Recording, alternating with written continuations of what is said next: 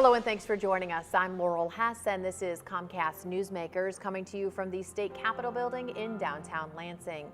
Our topic today is digging in Michigan. Joining me now to talk about it is the Michigan Public Service Commissioner, Greg White. Thank you so much for joining us today. Thank you for having me. When we're talking about digging, we're talking about really contractors as well as homeowners who may be going down a foot or maybe even not that far, digging out a garden if it's a homeowner or something major if you're a contractor, and being responsible before you do so. Oh, absolutely.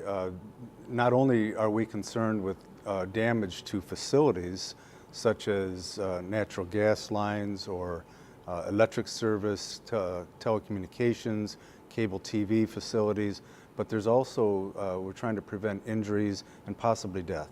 And there is a Safe Digging Act that's been in place here in our state for a very long time. Everybody's heard of call, miss, dig before you dig, but there's been some changes and some updates to that law this year. That's correct, yeah. The misdig law is about 40 years old, but there was some significant improvements made to it just this past year. And so how are things different? How have they changed?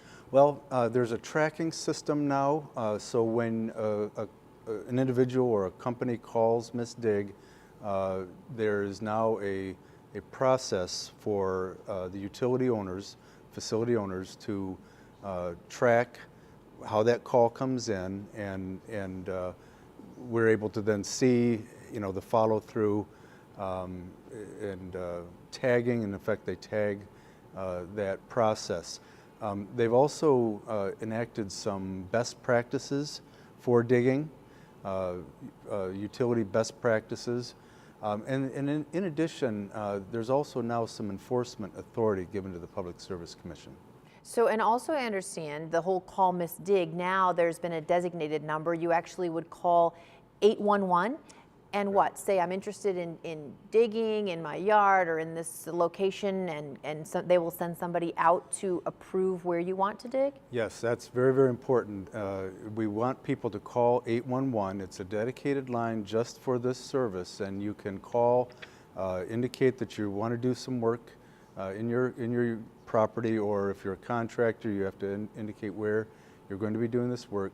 And then the 811 call will then begin the process of contacting then the utility facility owners, and then they will have 3 days to mark those facilities.